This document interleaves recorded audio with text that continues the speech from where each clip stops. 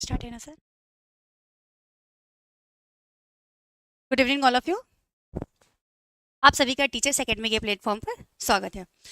चलिए सबसे पहले एक बार बैच के बारे में देखते हैं।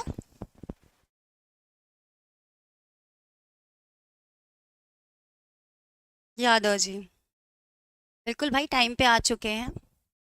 चलिए बैच के बारे में पहले एक बार देख लेते हैं कि बैच क्या है। तो बैच का नाम है ब्रह्मास्त्र विजेता बैच। टीचर्स एकेडमी के प्लेटफॉर्म पर न्यू बैच लॉन्च किया गया है। किस लिए? For TGT PGT assistant professor exams को ध्यान में रखते हुए सब्जेक्ट होम साइंस। इसमें आपको मिलेंगे live classes, practice set, model paper, study material, PDF plus notes plus test series, और जो इसकी वैलिडिटी होगी वो होगी आपकी 6 मंथ की होगी। जो इसकी वैलिडिटी होगी 6 मंथ को देखने को मिलेगी यहाँ पे आपको।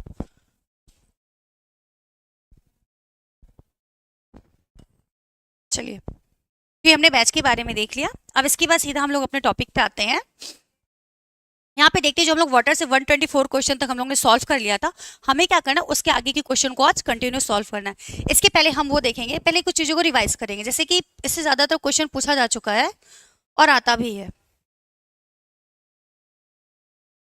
5 मिनट में इससे ये हो जाएगा कि हमारी चीज़ें रिवाइज होती जाएंगी। रिवीजन एक्सटेंशन एजुकेशन से, प्रसार शिक्षा से, और ये लगभग सारे पॉइंट्स को ध्यान में रखा गया जो अब तक क्वेश्चन लगातार पूछे जा चुके हैं, रिपीटेड किए जा चुके हैं।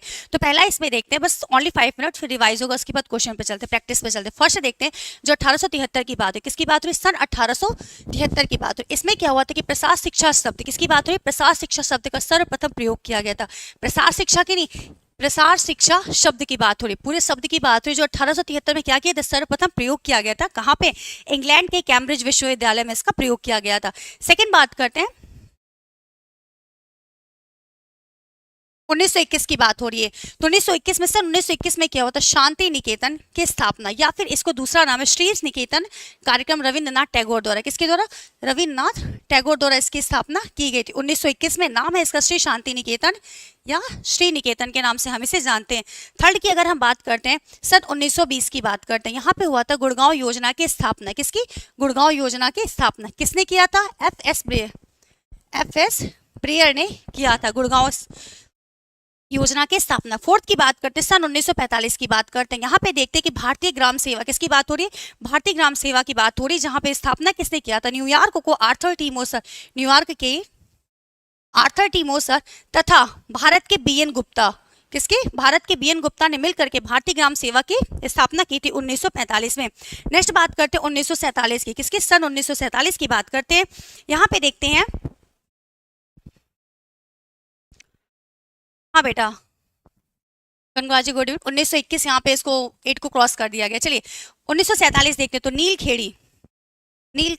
खेड़ी योजना का शुभारंभ श्री एस के दत्त ने, किसने? श्री एस के दत्त ने किया था सन 1947 में। नेक्स्ट बात करते हैं 1920 की बात करते हैं कि 1920 में क्या होता? सर्वोदय योजना की स्थापना हुई थी, जिसे किसने किया था? महात्मा गांधी ने किया था। महात्मा गांधी ने सर्वोदय योजना की स्थापना की थी। अब इसके बाद इसका नेक्स्ट देखते हैं, सन 1948 की बात करते हैं। किसकी? 1948 की बात करते हैं। इसमें हुआ था इटावा पायलट प्रोजेक्ट। किसकी बात हुई थी? इटावा पायलट प्रोजेक्ट की स्थापना की गई थी। किसने की थी? अमेरिका के कर्नल एल्बर्ट मेयर द्वारा। किसके? अमेरिका के कर्नल की बात हो रही है। नेक्स्ट अगर बात करते हैं, सन 1946 की बात करते हैं, यहाँ पे फिरका विकास योजना, किसकी? फिरका विकास योजना की स्थापना की गई थी। फिर बात करते हैं सन 1952, किसकी? 1952 की बात करते हैं। यहाँ पे देखते हैं कि भारत सेवक समाज की स्थापना की गई थी। नेक्स्ट बात करते हैं 1953 की बात हुई, सन 1953, यहाँ पे समाज कल्याण बोर्ड की स्थापना किसके द्वारा? भारत सरकार द्वारा। और पहला प्रथम प्रयास, ठीक है, सरकार द्वारा पहला प्रथम प्रयास था ये, जो समाज कल्याण बोर्ड की क्या हुई थी? स्थापना हुई थी। नेक्स्ट बात करते हैं 1945 की बात करते हैं। यहाँ पे कस्तूरबा गांधी ट्रस्ट की स्थापना हुई थी। किसने किया था? महात्मा गांधी द्वारा। महात्मा गांधी ने 2 स्थापना की थी, एक सर्वोदय योजना की बात की जा रही है और दूसरी कस्तूरबा गांधी ट्रस्ट की बात की जा रही है। नेक्स्ट देखते हैं 2 अक्टूबर 1952, ये काफी बार पूछा जा चुका है।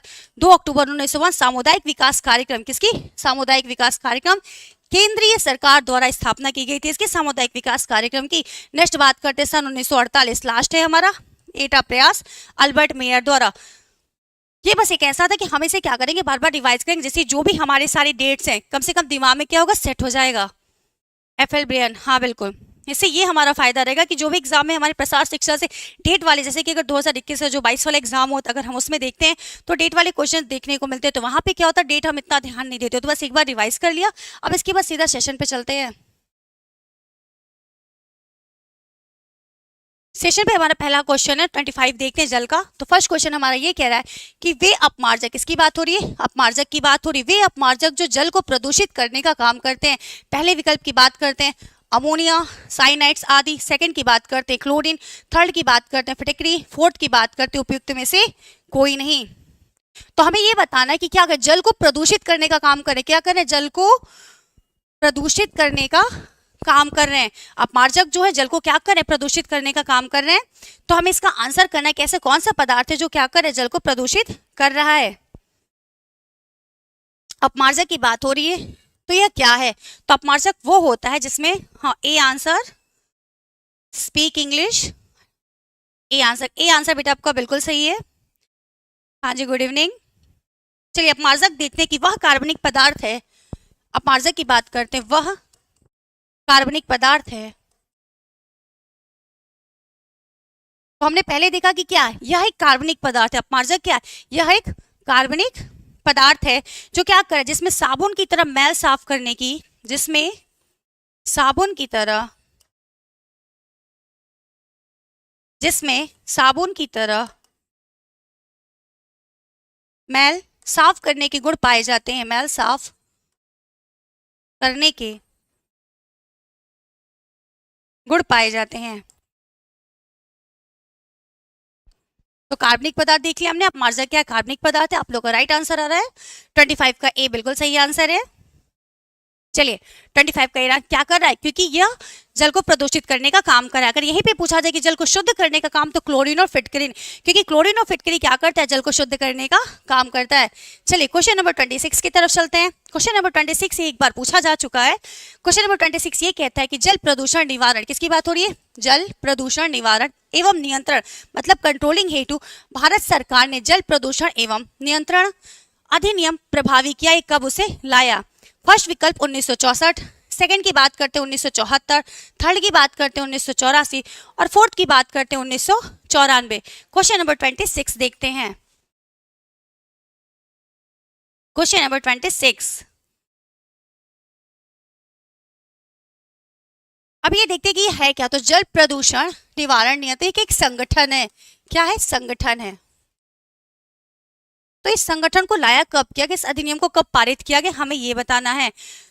तो 26 का ड्रीम का राइट आंसर है 1974 इज करेक्ट, 26 का बी करेक्ट, दोनों लोग आंसर सही है।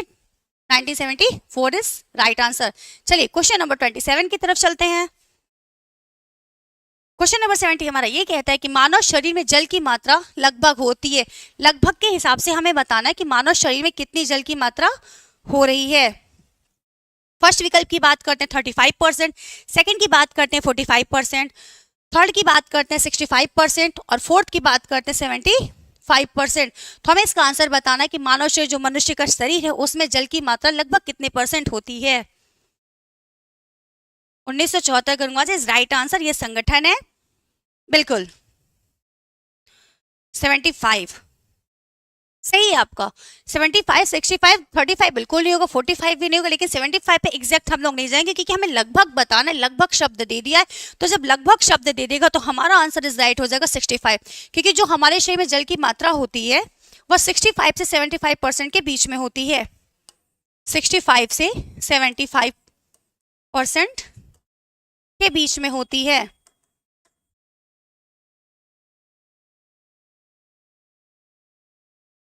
तो 71, तो करेक्ट हमारा आंसर 65 हो जाएगा, करेक्ट। हाँ 27 का सेज राइट आंसर आ दीजिए, और गंगवाजी का भी आंसर करेक्ट है। आपका भी सही है, लेकिन बस वही है कि 75 और 65 के बीच की बात, और यहाँ 65 से 70%, 75 भी 70% भी। चलिए क्वेश्चन नंबर 28 की तरफ चलते हैं। क्वेश्चन नंबर 28 है कि जल एक क्या है, यौगिक है। जल क्या है, एक यौगिक की बात हो रही, तो जल एक यौगिक है जो निम्न तत्वों से मिलकर बना है। फर्स्ट विकल्प की बात करते हैं कार्बन तथा हाइड्रोजन, हाइड्रोजन तथा ऑक्सीजन, कार्बन तथा सल्फर, हाइड्रोजन, उपयुक्त में से कोई नहीं। तो हम देखते हैं कि जल का हमारा सूत्र क्या होता है। तो जल का सूत्र हमारा H2O मतलब hydrogen plus oxygen, hydrogen plus oxygen, जिसमें हाइड्रोजन के 2 अणु और ऑक्सीजन के 1 अणु मिलकर के क्या करते हैं, जल का निर्माण करते हैं। तो क्वेश्चन नंबर हम लोग देखेंगे डी 28 का ए, कार्बन तथा हाइड्रोजन तथा ऑक्सीजन। जल का सूत्र देखो, यहाँ पे सूत्र देखना H2O। 28 का डी, इनमें से कोई नहीं, हाँ बिल्कुल सही, इनमें से कोई नहीं, 2 आपका बराबर हो गया, कोई दिक्कत नहीं है, टाइप में हो जाता है, जिसमें हाइड्रोजन के 2 अणु हो जाते हैं, ऑक्सीजन के 1। तो हाइड्रोजन प्लस ऑक्सीजन, कार्बन नहीं है ना, तो यहाँ पे कार्बन दे रहा हाइड्रोजन तथा ऑक्सीजन, ठीक है। तो उपयुक्त में से किसी नहीं।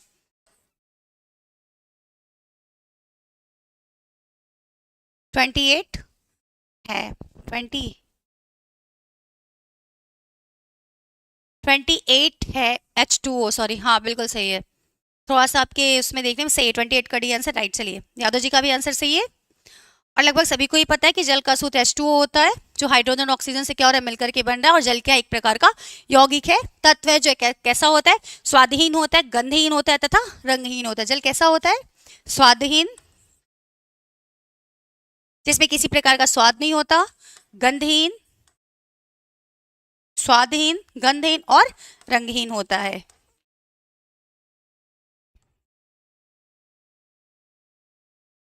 चलिए क्वेश्चन नंबर 29 की तरफ चलते हैं। क्वेश्चन नंबर 20 सीधा यही पूछ लिया कि जल का रासायनिक सूत्र है, जो अभी हम लोगों ने क्या किया था, जस्ट अभी देखा था कि जल का रासायनिक सूत्र क्या है, H2O, H2O2, HO2, OH। Hydrogen oxygen को दिया कि बस इसको 2 को आगे पीछे कर दे, कितने अणु हाइड्रोजन के, कितने अणु हमारे ऑक्सीजन के हैं। तो हमें बस इसमें ये बताना है कि जल का रासायनिक सूत्र क्या है। तो हमने जस्ट इसके पहले देखा था कि जल का रासायनिक सूत्र क्या है, H2O, यही हमारा जल का रासायनिक सूत्र। अगर ऑप्शन के अकॉर्डिंग देखेंगे तो ए इज करेक्ट आंसर, 29 का ए इज राइट आंसर। बिल्कुल, यादव जी का भी सही है और टीम जी का भी। चलिए क्वेश्चन नंबर 30 की तरफ चलते हैं कि क्वेश्चन नंबर 13 क्या कह रहा है। तो 30 की तरफ देखते हैं। क्वेश्चन नंबर 30 ये कि कुएं के पानी की बात हुई, मुझे लग रहा है शायद ये क्वेश्चन रिपीटेड है, कोई नहीं। चलिए, कुएं के पानी के शुद्धिकरण के लिए मिलाया जाता है, तो उसको साफ करने के लिए, जो कुआं का पानी ये गंदा हो जा रहा है उसको साफ करने के लिए क्या मिलाया जा रहा है। फर्स्ट विकल्प की बात करते हैं तो पोटेशियम परमैंगनेट, सेकंड की बात करते हैं सोडियम क्लोराइड, थर्ड की बात करते हैं जिंक ऑक्साइड, और फोर्थ की बात करते हैं इनमें से कोई नहीं। तो 30 का आंसर आप लोग कर रहे हो, 29 का ए बिल्कुल सही है, आदि का भी, यादव जी का भी सही है, लेकिन इसके पहले एक बार देखना पड़ेगा, है ना। हाँ चलिए सही है, 30 पे ही आते हैं। कनगवा जी का आंसर आ गया था, लगभग 30 का है, बिल्कुल। डीम जी का भी आंसर आ चुका, पीपी, हाँ पोटेशियम परमैंगनेट, बिल्कुल सही है।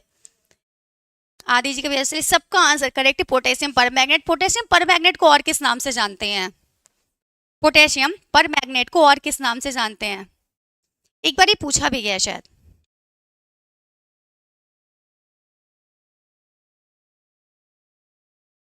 को और किस नाम से जानते हैं, किस नाम से जानते हैं।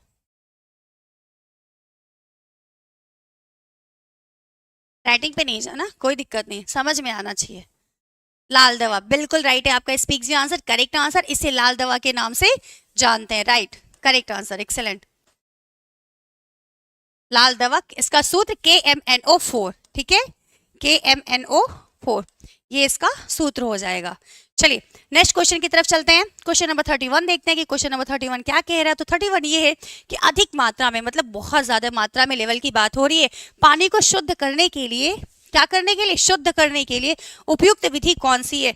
फर्स्ट विकल्प की बात करते हैं क्लार्क विधि, सेकंड की बात करते हैं उबालकर, थर्ड की बात करते हैं छानकर, फोर्थ की बात करते हैं इनमें से सभी। अधिक मात्रा में, क्वेश्चन नंबर 31, लाल दवा, बिल्कुल डीम जी का भी और स्पीक का भी, दोनों लोग का आंसर सही है। आयुष यादव ए 30 का सही है बेटा, फिर 31 का आप लोग आंसर डी कर रहे हैं। गनगवा जी का भी, आयुष यादव, यादव जी बिल्कुल सही, क्योंकि जो सारी विधियां क्लार्क विधि द्वारा उबालकर छानकर, सभी विधियों द्वारा अधिक मात्रा में, कैपेसिटी मात्रा में क्या करेंगे, पानी को शुद्ध हम कर सकते हैं। तो इसका राइट आंसर हमारा हो जाएगा 31 का इज डी इज राइट। 31 हाँ, क्लार्क मेथड द्वारा, बिल्कुल। उबालना भी हो जाएगा बेटा, क्योंकि जब उसको दो विकल्प आपके सही हो रहे छानकर तो तीनों विकल्प हो जाएंगे, ठीक है। और ये तीनों जानते हैं आपकी किसी एक भौतिक विधि के अंतर्गत आएंगे। जल को शुद्ध करने की तीन विधियां देखते हैं हम लोग, एक भौतिक होता है, एक रासायनिक होता है, तो भौतिक विधि के अंतर्गत तीनों आ जाएंगे, भौतिक, रासायनिक, यांत्रिक में क्लार्क मेथड विधि द्वारा। हाँ, क्लार्क भी सही है, लेकिन ऑप्शन के अकॉर्डिंग चलेंगे ना, क्योंकि पानी को जब ढेर अधिक मात्रा की बात हो तो बड़े से बर्तन में भी ढेर सारे पानियों के एक साथ क्या किया जा सकता है, उबाल कर शुद्ध किया जा सकता है। चलिए क्वेश्चन नंबर 32 की तरफ चलते हैं कि शुद्ध जल होता है, किसकी बात हो रही, प्योर जल की बात हो रही, कि शुद्ध जल कैसा होता है, पीने में या स्वाद में या देखने में वो कैसा होता है या कैसा प्रतीत होता है। तो फर्स्ट विकल्प की बात करते हैं, यहाँ पे दे रहा मीठा, सेकंड की बात करते हैं रंगहीन, थर्ड की बात फर्स्ट ऑप्शन की बात करते हैं मीठा, रंगहीन तथा गंधहीन, सेकंड की बात करते हैं खारा तथा गंधहीन, थर्ड की बात करते हैं स्वादहीन, गंधहीन तथा रंगहीन, और फोर्थ की बात करते हैं मीठा, गंधहीन तथा पारदर्शी। तो जो शुद्ध जल होता है, जो पीने में हमें प्योर होता है, वह कैसा होता है। तो अभी हमने आपको बताया था कि जो शुद्ध जल होता है कैसा होता है, स्वादहीन, गंधहीन और रंगहीन। शुद्ध जल हमारा ऐसा ही होता है। तो आप लोग आंसर करें 32 का। हम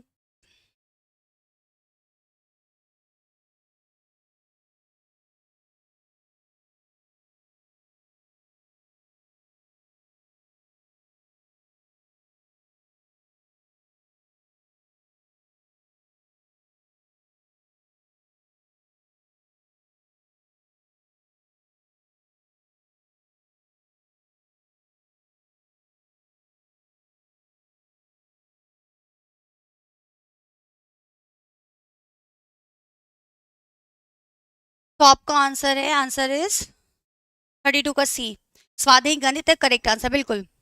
शुद्ध जल क्या होता है, स्वादहीन, गंधहीन तथा रंगहीन होता है। चलिए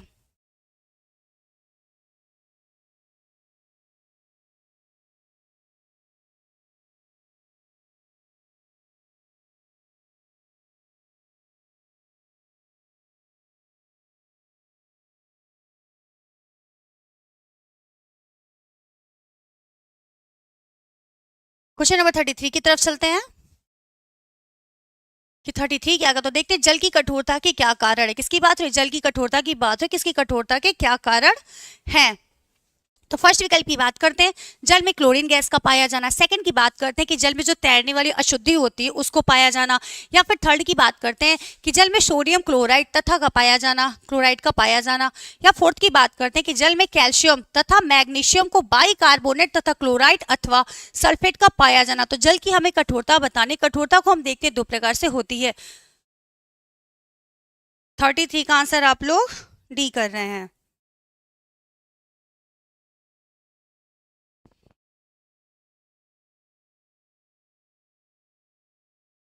चलिए 33 का D is right answer, D is correct है आप लोग का आंसर।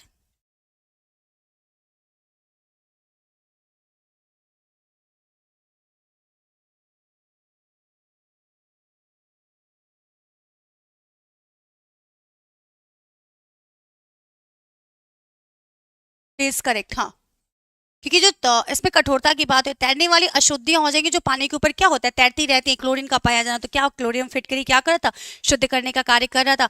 और सोडियम क्लोराइड तो देख रहे हैं, तो यहाँ पे देख रहे हैं कैल्शियम तथा मैग्नीशियम को क्या करे, बाइकार्बोनेट, क्लोराइड अथवा सल्फेट का पाया जाना। अगर ये जल में पाया जा रहा है तो जल की कठोरता हमें देखने को मिलती है। 33 का डी इज राइट आंसर आदि जी। चलिए क्वेश्चन नंबर 34 की तरफ चलते हैं। यहाँ पे घरेलू स्तर की बात हो रही है, किसकी, घरेलू स्तर की बात है, जो घर की बात हो रही है। तो घरेलू स्तर पर जल को शुद्ध करने की उपयुक्त विधि कौन सी, जो परफेक्ट विधि है घरेलू स्तर पर, वो हमें आंसर करना है। फर्स्ट की बात करते हैं उबालना, सेकंड की वाष्पन, थर्ड की अवक्षेपण, फोर्थ की क्लोरीनीकरण, क्लोरीनीकरण। तो हमें बताना कि घरेलू स्तर पर जल को हम किस प्रकार से शुद्ध कर सकते हैं। बाइकार्बोनेट, बिल्कुल, उसमें गलत था क्या, बाइकार्बोनेट, देखते हैं, एक सेकेंड।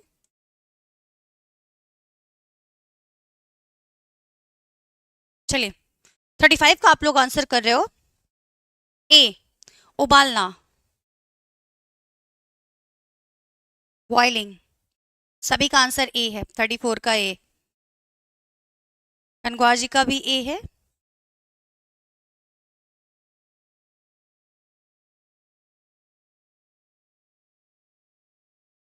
चलिए आपका कहना उबालना, जल को शुद्ध करने का जो 34 था क्या,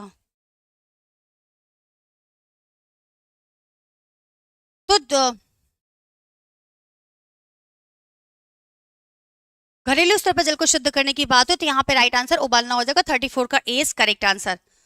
स्पीक जी का डी आ रहा है क्योंकि वाष्पन भी आप इसमें, तो अगर हम बात करते हैं वाष्पन अवक्षेपण तो जो तीनों विधियां इसके अंतर्गत आ जाएंगी बेटा, तो भौतिक के अंतर्गत आ जाएगा।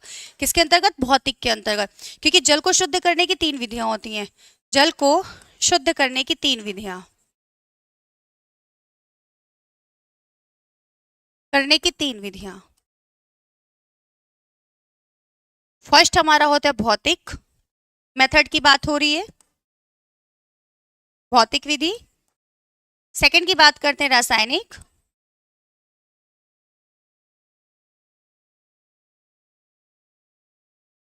थर्ड की बात करते हैं यांत्रिक,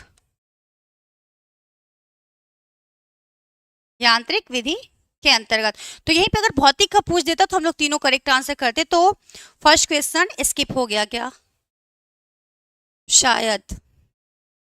चलिए 35 का देखते हो, तो 35 का हमारा आंसर स्पीक जी और डिप जी का डी, और काफी लोगों का भी बॉइलिंग आ रहा है।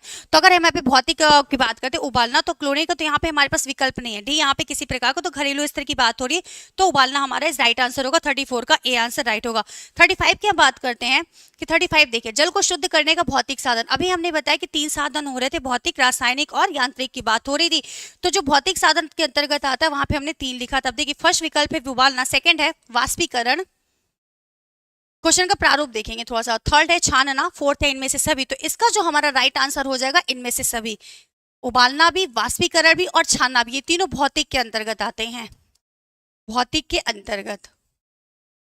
तो आई थिंक यहाँ पे कोई आपको डाउट नहीं होगा इन दोनों क्वेश्चन में, क्योंकि वहां घरेलू की बात हो रही थी, यहाँ पे भौतिक साधन की बात हो रही थी। Ayesha D is right answer, 35 का डी करेक्ट है सभी का, बिल्कुल।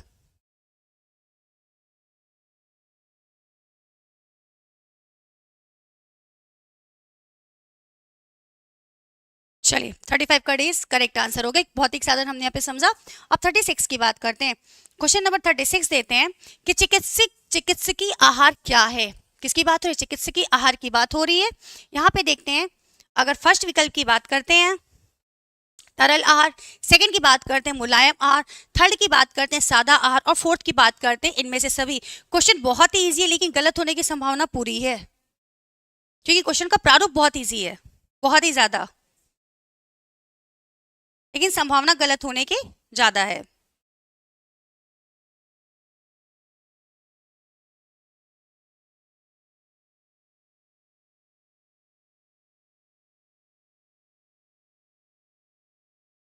थर्टी सिक्स का यादव जी का सी आंसर, सादा आहार, बिल्कुल सही। आदि का भी सही आंसर है सादा आहार।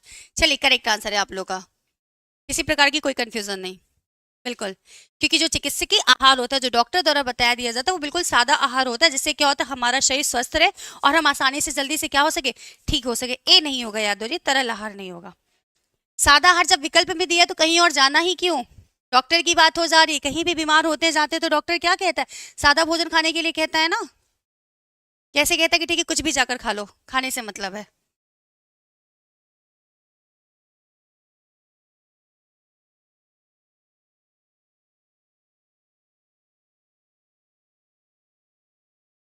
थर्टी सिक्स सी, चलिए बिल्कुल सही है, 36 का सी आंसर।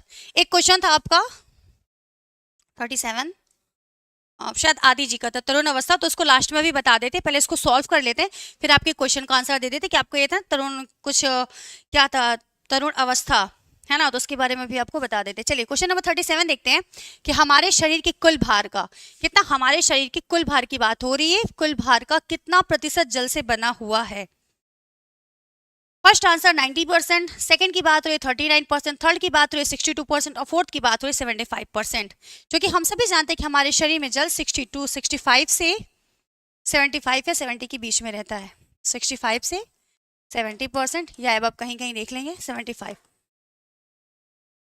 तो हमें बताना कितना प्रतिशत जल से बना हुआ है।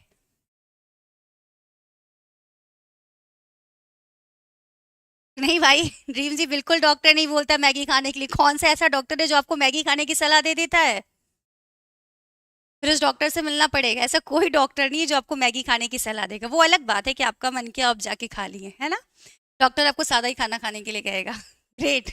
चलिए, 37 का C is right answer, correct. 62%। फिर मुझे भी उस डॉक्टर का एड्रेस दे देना भाई, हम भी जाएंगे। हमें तो सबसे पहले बोल देता है कुछ नहीं खाने को। इससे ही पता चलता है मैगी इनको ज्यादा पसंद है। 62% is right answer question number 37 का। चलिए क्वेश्चन नंबर 38 की तरफ चलते हैं कि 38 क्या कह रहा है। तो 38 ये कह रहा है कि सामान्यतः, किसकी बात हो रही है, सामान्यतः स्वस्थ व्यक्ति के लिए कैसे पानी से स्नान करना लाभदायक होता है। अगर व्यक्ति स्वस्थ है, हट्टा कट्टा, किसी प्रकार की बीमारी नहीं है, तो उसे किस प्रकार के पानी से स्नान करना चाहिए। फर्स्ट की बात करते हैं विकल्प की, बहुत गर्म पानी से। सेकंड विकल्प की बात करते हैं गुनगुने पानी से। थर्ड की बात करते हैं ठंडे पानी से। फोर्थ की बात करते हैं बहुत ठंडे पानी से। इस समय बहुत ठंडे पानी से स्नान करो तो पता चले स्वस्थ होने के बाद भी, या तो बर्गर है। हाँ हाँ सही बात, फिर अलग ही डॉक्टर है जो मैगी। अब गंगवार जी को बर्गर की याद आ रही है। 38 का राइट आंसर, ठंडे पानी से बात हो रही है। चलिए, करेक्ट। जो सामान्य व्यक्ति होता है, क्यों ठंडे पानी से स्नान करने को कहा जाता है ये हम समझते हैं, क्योंकि जब हम बहुत ज़्यादा थकान में महसूस होते हैं, बहुत ज़्यादा काम करके आते हैं, मेंटली प्रेशर बहुत ज़्यादा होता है, तनाव होता है, तो हमें लगता है ना कुछ नहीं करना है, बस घर पे जाकर एक बार स्नान कर, जब ठंडे पानी से नहाते हैं तो पता है इससे क्या होता है, मानसिक एनर्जी आती है, मानसिक स्थिति ठीक होती है।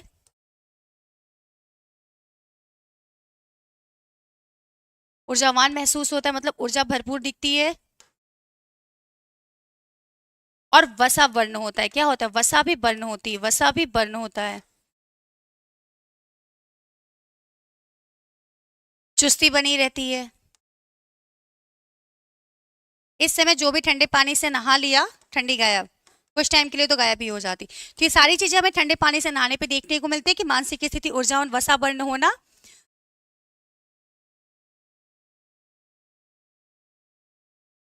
बिल्कुल भाई, बिल्कुल बीमार नहीं है। लेकिन नहीं, मैगी खाने के लिए रहना पड़ेगा ना बीमार, तभी तो डॉक्टर बोलेगा। 38 ताजा पानी से, बिल्कुल 38 ताजे पानी से। ताज़ा है ही नहीं, बहुत गर्म है, या तो गुनगुना है या तो ठंडा है। ताजे को, ठंडे को ही क्या कहेंगे, ताज़ा कहेंगे। लेकिन सबसे बेस्ट होता है आपका ठंडे पानी से स्नान करना। गुनगुने पानी से स्नान तब करते हैं जब थोड़ी सी तबीयत खराब होती, तो नहाते कहाँ है कोई, कपड़े को पानी में भिगोया और पूरी बॉडी को क्या कर लिया, पोंछ लिया, बस काम खत्म। बस जो भी ठंडी वाला स्नान कहते हैं ना, बस दिखाना है कि हमने स्नान कर लिया। हाँ बिल्कुल आदि जी, आपको क्वेश्चन का आंसर लास्ट में रिप्लाई कर दिया जाएगा। इस क्वेश्चन को कंप्लीट कर लेते हैं फिर।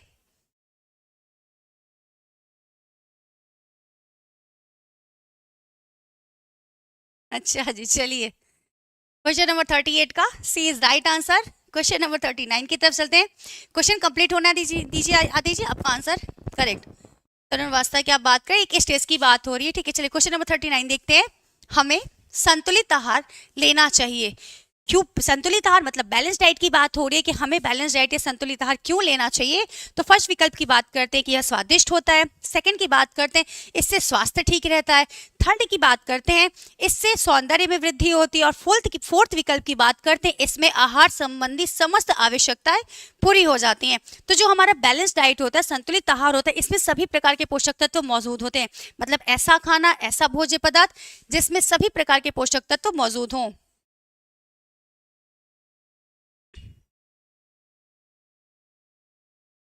ऐसे भोजन जिसमें ऐसे भोजन जिसमें सभी प्रकार के, जिसमें सभी प्रकार के, सभी प्रकार के पौष्टिक तत्व मौजूद हों। पौष्टिक तत्व या पोषण मौजूद हो।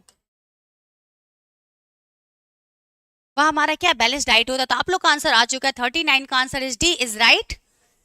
अगर लड़कियों के हिसाब से चला जाए तो कौन सा आंसर हो जाएगा जिसमें सौंदर्य में वृद्धि हो, गर्ल्स की बात की जाए तो? हाँ 39 का आप लोग का डी आंसर इज राइट है, खान जी का और डिम जी का, गर्ल का बिल्कुल, कि इसमें आहार संबंधी समस्त आवश्यकताएं पूरी हो। ऐसा कोई भी भोज्य पदार्थ जिसमें सभी प्रकार की आहार संबंधी आवश्यकताएं पूरी हो, पोषण मौजूद हो, पौष्टिक हो और हमारे शरीर को जिस भी प्रकार के पोषण की आवश्यकता हो सभी मिल रहा हो, वो सारे भोज्य पदार्थ हमारे संतुलित आहार के अंतर्गत आ जाते हैं। 39 इज डी। अब ये मत कहना नहीं, अगर मान लो बाय द चांस से क्वेश्चन आ जाए और फिर ये कह दो कि नहीं गर्ल्स के लिए सौंदर्य कहा गया, तो ऐसा बिल्कुल नहीं, ठीक है। आंसर हमारा इसका राइट डी ही होगा, ठीक। स्वादिष्ट तो होता ही है, स्वास्थ्य के लिए भी ठीक रहता है, अगर वो बैलेंस डाइट अच्छा है, मतलब जो संतुलित आहार खाने में अच्छा है, तो सारे विकल्प उसमें हमें देखने को मिल जाएंगे। क्वेश्चन नंबर 14 की तरफ चलते हैं। ये सबके लिए, ठीक है, एक सामान्य रूप से या सामान्य रूप से बात कीजिए, एक प्रौढ़ व्यक्ति को रोजाना कितने ग्लास पानी पीना चाहिए? फर्स्ट विकल्प की बात करें 2 से 4 ग्लास, सेकंड की बात करें 6 से 8 ग्लास, थर्ड की बात करें 10 से 12 ग्लास, फोर्थ की बात करें 14 से 16 ग्लास। हाँ बिल्कुल, beauty diet for girls, exactly. Ratan Singh ji good evening. Adi ji के लिए नहीं, बस गर्ल्स के लिए भाई, सौंदर्य वाला। रतन सिंह का आंसर सी इज राइट, सी आ रहा है। यादव जी का भी 40 का बी आ रहा है, किसी का बी आ रहा है और किसी का क्या आ रहा है, सी आ रहा है। सो सामान्य रूप से एक प्रौढ़ व्यक्ति को रोजाना कितने ग्लास पानी पीना चाहिए? 6 से 8 ग्लास या 10 से 12 ग्लास, दो विकल्प आप लोग बता रहे हैं।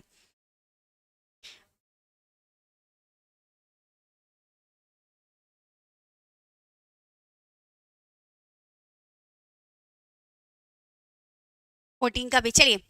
अगर हम लोग रीना खनोजा की बुक की बात करते हैं, जैसे हम लोग पढ़ते हैं रीना खनोजा, उसमें बात करते हैं, तो वहां पे हमें आंसर मिलेगा 6 से 8 ग्लास। हमें देखने को मिलता है कि जो स्वस्थ व्यक्ति होता है उसे रोजाना कम से कम 6 से 8 ग्लास हमें क्या करना चाहिए? पानी पीना चाहिए। 6 से 8 ग्लास हमारा आंसर जो होगा इसका सही होगा। 40 का 6 टू, हाँ हमने आपको बुक भी बता दिया है, रीना खुनुजा वाली जो है उसमें आपको यहीं पे देखने को मिलेगा 6 से 8 ग्लास। छोटी ग्लास वाली बात नहीं हो रही, चाय वाली ग्लास नहीं समझ लेना, या फिर जिससे क्या कहते हैं पानी पीते, बड़ी वाली ग्लास की बात हो रही है, जैसे पंजाब में मट्ठा वट्ठा पीते हैं उसी ग्लास से पीना। 6 से 8, पूजा कुमारी बी इज राइट आंसर। चलिए, सभी का आंसर इज राइट है, 6 से 8 ग्लास की बात हो रही थी, तो 6। अब ये चीज देखने को मिल गई ना कि डेली, ठंडी गर्मी में तो ज्यादा चला जाता है, ठंडी में हमें कम से कम 6 से 8 ग्लास क्या करना चाहिए? पानी पीना चाहिए। वैसे सभी प्रौढ़ की एज में आ चुके होंगे ना? चलो क्वेश्चन नंबर 41 की तरफ चलते हैं। क्वेश्चन नंबर 41 ये कह रहा है कि गर्म जलवायु वाले इलाकों में जल का अधिक निष्कासन किस रूप में होता है? निष्कासन मतलब बाहर निकलना। फर्स्ट विकल्प की बात करते हैं गर्म वायु के रूप में, सेकंड की बात करते हैं मल द्वारा, थर्ड की बात करते हैं मूत्र के रूप में और फोर्थ की बात करते हैं पसीने के रूप में। आदि जी क्या लिख रहे हैं? मैम गर्ल्स में मैं भी हूँ, भाई के नाम से आईडी है। अच्छा, अभी आज पता चला, वरना अभी तक यही लग रहा था कि कोई बॉयज ही है। चलिए तब तो सही है, फिर आपके लिए भी वही विकल्प है। इतना बड़ा ग्लास, हाँ गनगवा जी, जैसे ग्लास दिख रहा है छोटे में, बहुत छोटा साइज हो गया आपके ग्लास का। चलिए, अच्छा है ना, भाई के नाम से आईडी रहेगी, बिल्कुल ठीक है, सेफ रहेंगे। चलिए, करेक्ट, 41 का आप लोग का आंसर आ रहा है, डी इज राइट आंसर आ रहा है आयुष जी का और कनगवार जी का, पसीने के रूप में। क्यों पसीने के रूप में आप लोग आंसर कर पर? क्योंकि यहाँ पे गर्म जलवायु की बात हो रही है। जब गर्मी का टाइम आता है, तो जब हम वर्क करते हैं या ना करें, बैठे सो किसी भी स्थिति में रहे, तो जल का निष्कासन क्या होता है? हमारे शरीर से अधिक होने लगता है। तो राइट आंसर हमारा हो जाएगा पसीने के रूप में, आयुष जी का भी करेक्ट आंसर 41 का डी। वैसे आदि जी से मिलकर बहुत अच्छा लगा। फिर आप अपना ओरिजिनल नाम बताइएगा भाई, उसी नाम से बुलाया जाएगा। चलिए, 41 का D is right answer. Question number 42 की तरफ चलते हैं। क्वेश्चन नंबर 42 ये कह रहा है कि निम्नलिखित में से किसकी बात हुई? पूजा कुमारी का भी डी इज राइट आंसर, इतनी दूर से ही दिख गया, ठीक है।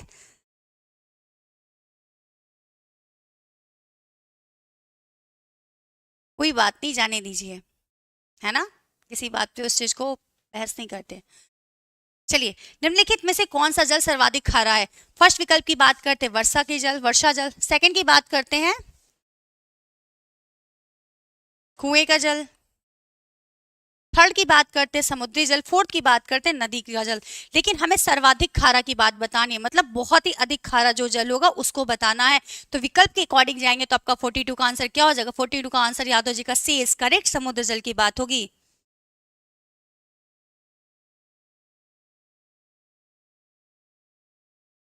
चलिए, आदिज इज राइट, समुद्री जल यादव जी का करेक्ट आंसर 42 का सी। निशा, वेरी गुड, अब आपको निशा ही कहेंगे, ठीक है? और सोचो निशा बहुत अच्छा नाम है तो निशा ही बुलाएंगे, और बहुत ही प्यारा नाम है। मेरा भी नाम एन से, आपका भी नाम एन से। चलिए, तो 42 का राइट आंसर समुद्री जल। किसने किया था? यादव जी ने। सी इज करेक्ट, और गंगवा जी का भी करेक्ट है। चलिए निशा जी, नेक्स्ट क्वेश्चन की तरफ आगे चलते हैं। फोर्थ क्वेश्चन है, अब वर्षा की जल की बात करते हैं तो वर्षा का जल कैसा होता है? सबसे शुद्ध जल माना जाता है। कैसा माना जाता है? सबसे शुद्ध जल, सबसे शुद्ध जल। समुद्री जल हम लोग ने देख लिया, सर्वाधिक खारा, सर्वाधिक खारा। चलिए नेक्स्ट क्वेश्चन की तरफ चलते हैं। क्वेश्चन नंबर 43 की बात करते हैं। क्वेश्चन नंबर 43 ये है,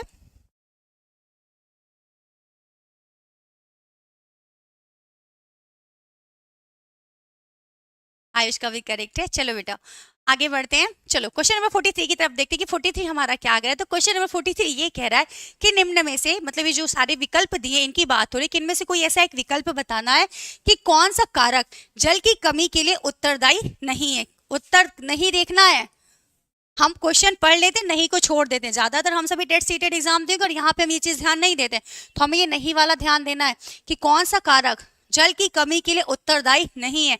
समाज के विभिन्न वर्गों में असमान की बात हो रही है, असमान नहीं, असमान वितरण, अत्यधिक जनसंख्या, जल प्रदूषण, उपरोक्त में से कोई नहीं। तो ऐसा कौन सा विकल्प है जो जल की कमी के लिए क्या है? उत्तरदायी नहीं है। 43 का आंसर डी। प्रेम जी का आंसर आ चुका है। 43 का आंसर आपका गंगवार जी का ए आ रहा है और यादव जी का डी आ रहा है। निशा का आंसर नहीं है अभी तक।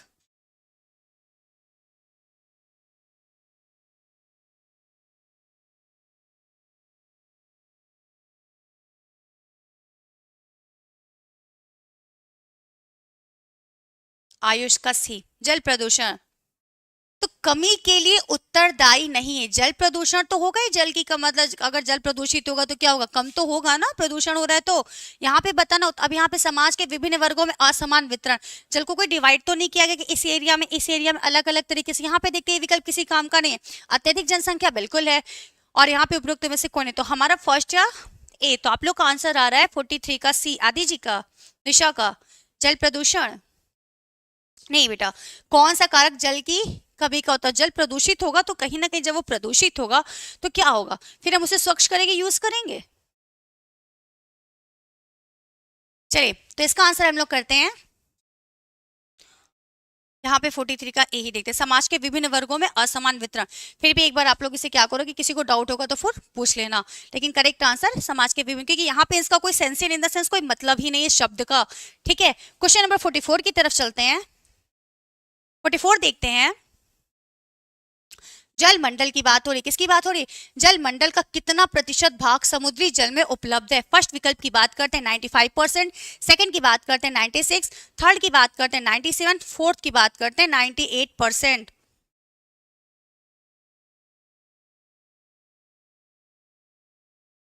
लेट मैसेज पहुंच आए, कोई बात नहीं है निशा, नेटवर्क इशू है, कोई दिक्कत नहीं है।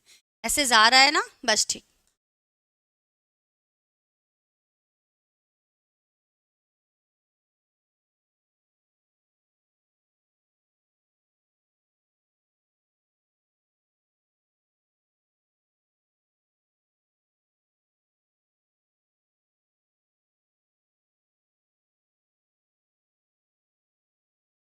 शिप्रा श्रीवास्तव सी, 44 का सी आंसर इज, चलिए करेक्ट यादव जी सभी का लगभग। शिप्रा श्रीवास्तव सभी का आंसर कि जल मंडल समुद्र की बात हो, तो जब समुद्र की बात हो 97.5% की, जितना अधिक उतने की बात हो, बिल्कुल सही।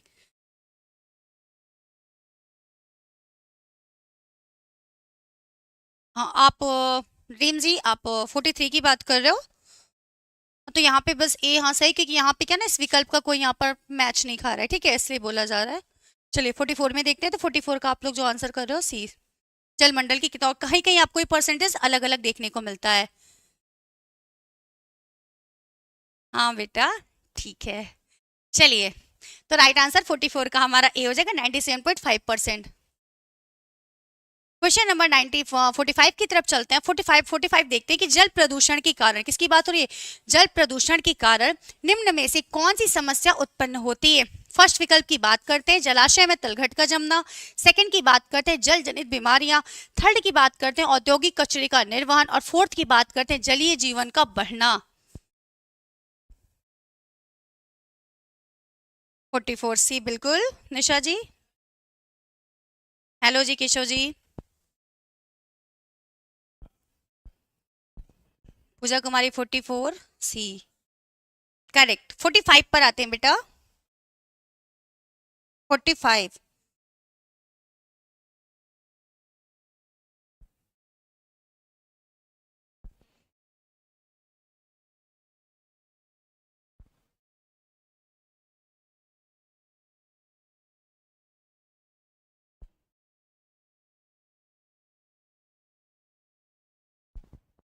हेलो, चलिए 45 का बी आंसर कर रहे हैं, जल जनित बीमारियां, गंगवार जी।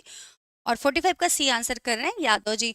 मतलब आप लोग का बी और सी पे आप लोग जा रहे हो। देखते हैं, जल क्वेश्चन देखते हैं कि जल प्रदूषण के कारण, जो जल हमारा प्रदूषित हो जा रहा है उसके कारण कौन सी समस्याएं हमें देखने को मिलती हैं। जलाशय में तलघट का जम जाना।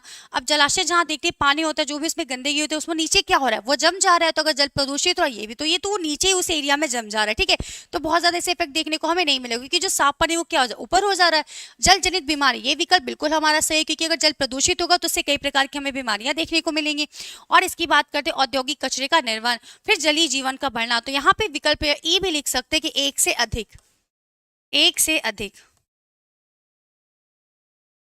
ठीक है। क्योंकि जब जल जनित बीमारियां होंगी तो वहां पे क्या, जलीय जीवन भी बढ़ेगा। तो 45 का बी आप लोग करें, लेकिन विकल्प इसकी तरफ डी पे ध्यान दीजिए।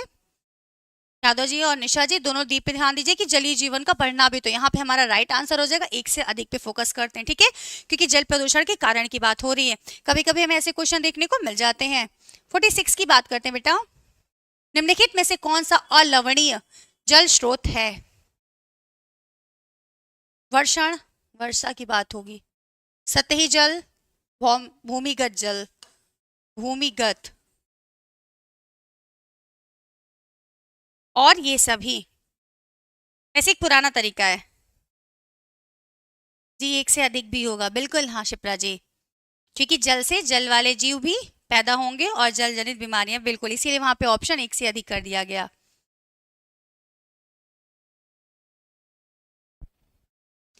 46 का आंसर डी, बिल्कुल। ऐसे भी कह रहे थे, एक बात बताते थे, देखो पढ़ने के चक्कर में भूल गए। कभी भी कुछ ना समझ में आए तो आंख बंद करके उपयुक्त सभी, है ना, डी विकल्प मार दो, सही हो जाएगा। पुराना ट्रिक है, पर कोई नहीं, काम आ जाता है ना। 46 का डी बिल्कुल यादव जी और गंगवा जी का अधिक सब। 46 का फिलहाल दो ही लोग का आंसर है, निशा के ऊपर 45 का था। तो 46 इज डी इज करेक्ट। वर्षा, सतही और भूमिगत जल की बात हो रही है, जहां पे क्या हो रहा है, अलवणीय जल के स्रोत की बात हो रही है। चलिए नेक्स्ट क्वेश्चन की तरफ चलते, क्वेश्चन नंबर 47। आज देखो पता नहीं चला टाइम। 47 देखते हैं, निम्न में से कौन सा या से जल संसाधन का स्रोत है। महासागरीय जल, स्थलीय जल, भूमिगत जल या औद्योगिक, या उपरोक्त सभी। तो ऐसा कौन सा विकल्प सही है जिसमें क्या हो रहा है कि जल संसाधन की बात हो रही है, कि जल संसाधन के स्रोत हैं। 47 सरकारी ऑप्शन बिल्कुल ड्रीम जी, कुछ नहीं तो सरकारी ऑप्शन ही लगा दिया जाए।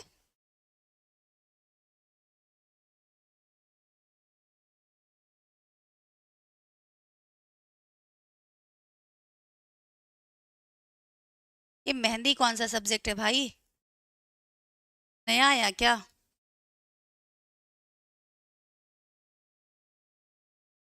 47 का राइट आंसर इज डी, बिल्कुल यादव जी, करेक्ट। 47 का डी इज राइट आंसर, उपयुक्त सभी।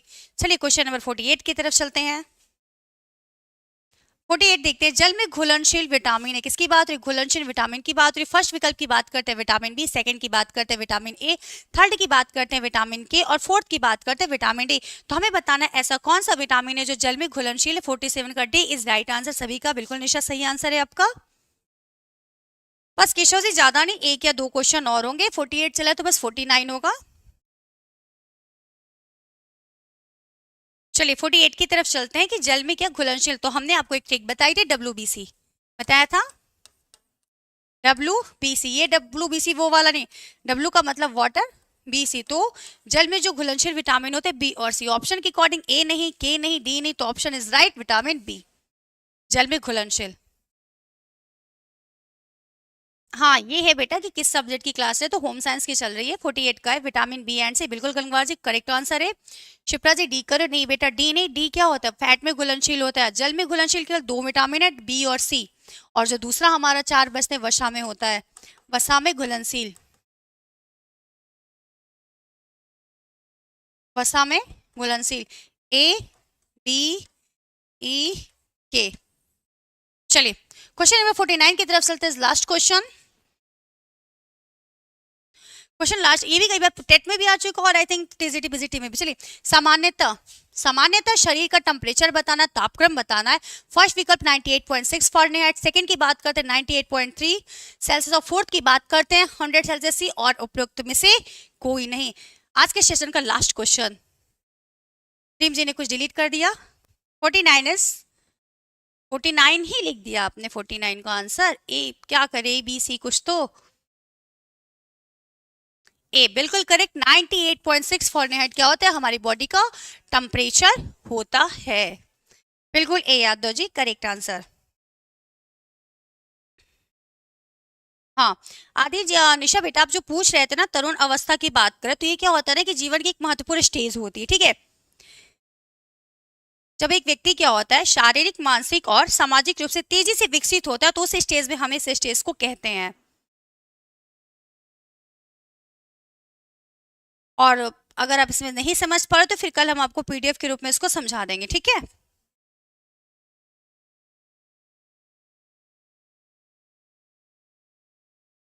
जिसे यौवन अवस्था भी कहते हैं ना, शिप्रा बी भी करेक्ट, बी नहीं होगा बेटा, शिप्रा जी बी नहीं होगा। 98.3 बिल्कुल गलत है, यहाँ पे हम 98.6 फॉरेनहाइट, बस यही हमारा NCERT में भी आप देखोगे। तो निशा अगर अभी जो समझ में आपको तरुण अवस्था की जो आप बात करें तो ये ठीक है, नहीं तो फिर कल आपको क्लास में इसको PDF में आपको मिल जाएगा, तो उससे आपको और अच्छे से क्लियर हो जाएगा, ठीक है। कनगवार जी गुड नाइट, सभी को गुड नाइट।